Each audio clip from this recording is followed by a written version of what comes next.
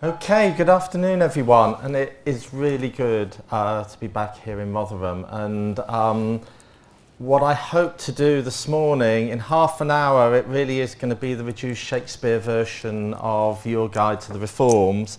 But hopefully, and the main thing I actually want to do is set the context in terms of why all this upheaval, why bother doing any of this in the first place. And hopefully what you will get out of my talk, if nothing else, is a real sense of what's really supposed to be driving these reforms. There's no way I'm going to communicate, and there's no way you're going to remember the 277 pages of the Code of Practice, now it's here, or the 20 or 30 pages of stuff around the legislation. But hopefully what you will go away with is a real sense of what this legislation is supposed to do for children and families, and why it's doing it in the way it's going to do it. And as Jane was saying, that journey's been a long time in coming. There's a lot of debate around at the moment about, oh, are we going to be ready in time? Are we going to be ready in time? Well, this discussion about what we need to do to change the system so it works better for all of you has been around a bit of a long time, and that's kind of where I wanted to start, really. So you had a select committee report in 2005. Then you had the now Speaker, John Bercow, but then just about bench MP, did his report on speech therapy and speech and language.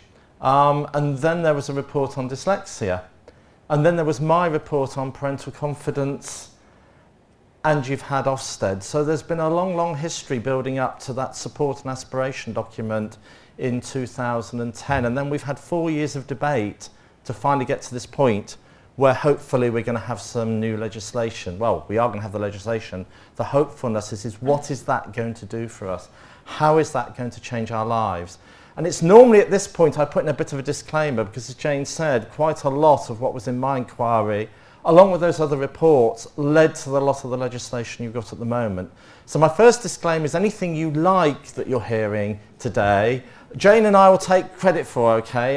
It was the stuff that we recommended. Anything you don't like that you've heard from today, it's the government's fault, okay? Those were the bits they didn't take our advice on. But in all seriousness, and why it's really good to be in Rotherham today, is that some of the work that was done on the Charter as part of those very early pilots, a complete precursor to the Pathfinders that you've heard about, and the work that was done at Rotherham on the Charter did directly feed into my recommendations, and you can see how some of that thinking and some of that work then fed through to what is now required in terms of what local authorities are supposed to do, what schools are now supposed to do. And as I go through my talk, I'm going to point up some of the points where there was a direct impact in that thinking. So if you really don't like it, take it up with Jane afterwards, okay? Because it's really the Rotherham Charter's fault. One of the key things that came out of that work on the Charter, and some similar work that other parents groups were doing with us as part of that inquiry, and we also spoke to a lot of professionals around this as well, and work that professionals wanted to see happen, was that fundamental to the success of legislation, of reforms, of working really well with parents, was when local authorities and when schools actually really engaged with parents, and that engagement wasn't tokenistic, and that when that happened, then you had really good working and much better outcomes with parents, children and young people. And what we found when we did all these pilots, and what we found when we evaluated these different pilots, including the Rotherham Charter, we had some experts come in and look at all of that, and they said what was really important, almost more than the specific things that were done on each of those pilots, was the quality of engagement with parents and young people. And the better the level of that quality of engagement with parents and young people, the better the outcomes and the greater the parental confidence in that system. And so one of the really great bits of learning we took from all of that, and has informed the legislation since, has been ensuring that you really do get what's now called co-production in the legislation, but that you really did get that sense of really proper engagement with parents and young people. And I will go into that in a bit more detail, because it's not just good as a principle, it actually achieves some very specific things as we go through.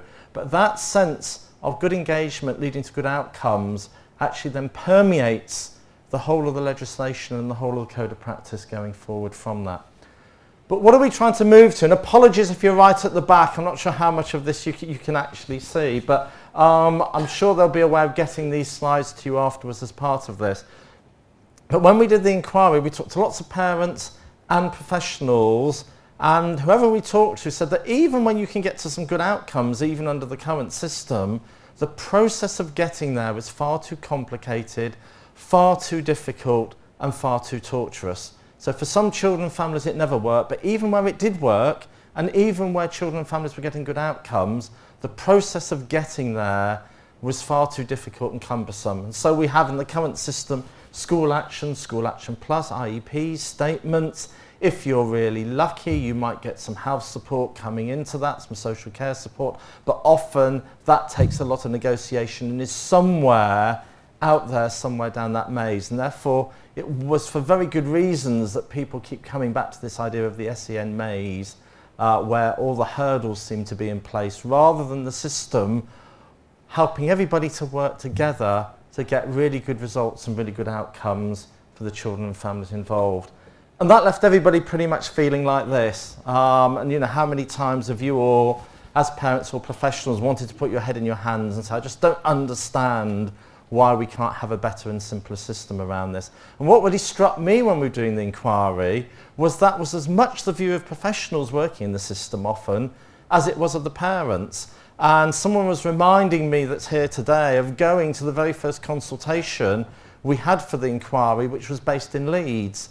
And we were both, and also in a football ground. There seems to be some rule that these things always have to be in football grounds. So I'm sorry for Rotherham supporters, that day it was in the Leeds one.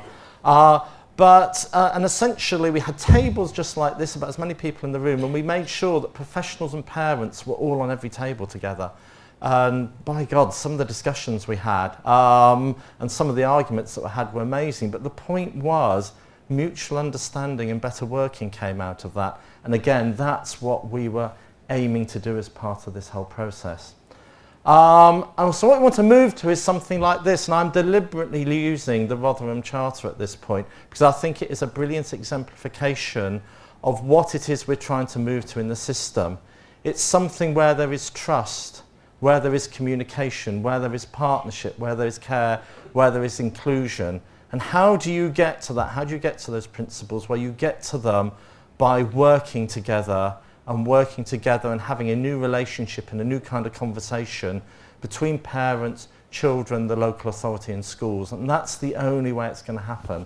And so I think that idea of those overlapping circles with those key principles in them is the only way we're going to get away from that maze and towards a system where everybody really tries to work together. And so before you get into any of the kind of nitty-gritty I'm going to talk about in terms of what the legislation requires folk to do, really important to hold on to that what the government is trying to do in this case, because it's listened, as the previous government did, to what was coming from parents, what was coming from the sector. So this isn't just something driven by the government. This is something that's actually reflecting what parents have been saying, what young people have been saying, what professionals have been saying to it about what needs to change in the system. We need to move from that maze to something where everybody might have a different role within these circles, but we're all working together to make those things happen. And that's what the reforms are really about. But how do you get there? And again, for people at the back of the room, it's two mad professors at a blackboard. And there's lots of squiggles on the blackboard, and one saying to the other, I think you need to be more specific here in step 2. And step 2 is then a miracle occurs. Okay, so why is this new system going to be any different? We've had lots of rules and regulations about the old system. I was one of the people that actually helped design and contributed to the code of practice before this one. And we thought that was all going to go okay and work better, and that, you know, this maze was going to disappear, and it didn't. So what's going to be different this time round? Have we suddenly discovered some completely new way of doing SEN? No. Have we discovered something completely new and different about SEN? In that sense, no. What we have discovered, and where the difference is, I think, is that it's not just going to be about new rules and regulations, important though they are. It's going to be about changing that culture of the way we all work together with each other. And that was the other fundamental learning from my inquiry. It was as much about changing the culture of the way we worked with each other, as it was about changing one rule book for another. It's going to be no use, none of this is going to work, if before you had one code of practice, you replace it with another one that's even longer, even thicker, but you don't do anything different behind that. So you just tick one set of boxes instead of another. Nothing is going to change. So where the miracle is going to happen for me is how you can bring about that culture change in the system. And then the legislation is just about how you encourage people to make the right kind of steps towards that, rather than seeing it as a kind of rule book of things to be followed. And I say that as someone who has employed for 30 years to change legislation. So I don't think it's unimportant, and I hope I wasn't wasting all 30 years of my life doing that. But if there is a miracle going to happen around all of this, it's going to come in that culture shift. And it's that we learnt from looking at things like the Rotherham Charter and the way that started to change the way everybody was working with each other. So if we want a culture change, what do we want that about? And the government's essentially saying two things I think are absolutely right. And these are the two things I will seriously own up for as being very responsible for part of that shift, along with others again, in what we were saying. And my inquiry only took what everybody else was saying to me about what needed to change in the system.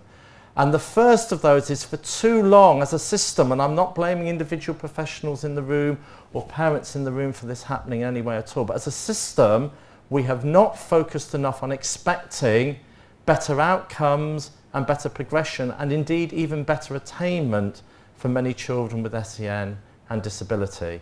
The system for too long has said, well, what can we expect from our children? As long as we keep them happy and safe, that's going to be enough. And I think the answer is no, it's not enough. Every child ought to be able to perform and fulfill their capacity. And that's going to be very different for different children, we know that. But all children should have the best possible chance in life to have the best possible outcomes for that child. And so therefore these reforms are about trying to refocus the whole of the system away from worrying just about how much provision people get, onto answering the question about, is that provision delivering better outcomes for your family, for your children? And that's what the government is now saying the system ought to be based on, how we deliver those better outcomes. And then related to that, how are parents, children and young people involved in that system of delivering the better outcomes? Now, you would of course expect me, as the person that was asked to look into parental confidence, to say, well, what a wonderful idea it is to involve parents in everything that's going on. And indeed I do, and I do believe that, and I think there are very good reasons behind it. But one of the things you find when you start trying to advise government or local authorities about what they ought to be doing is people quite rightly ask you the question, well, why should we spend lots of our time involving parents and young people when our teachers are paid to teach and our local government officers are paid to run the system? Why are we now going to have to make all this time to talk to parents? What's that going to deliver? And actually, we have the evidence that it's going to deliver enormous benefits. And that was part of the reason in the end why the government kind of agreed with some of my recommendations about the greater involvement of parents. We know, and there are academic study after academic studies that's shown this, I'm only quoting one of them here, that the greater the level of parental involvement, whether it's the level of good homeschool working, whether it's the level of strategic involvement with local authorities or helping design services, delivers better outcomes, either individually for children or better outcomes and more appropriate services. So there's some really hard-nosed reasons for schools and for local authorities and services to be really engaging with parents and young people in the design of services and in working with them on an individual level at the school to improve outcomes and attainment. And that's what you will see written all the way through the legislation, this real shift towards outcomes and a real shift towards parental and young person's involvement to deliver those outcomes.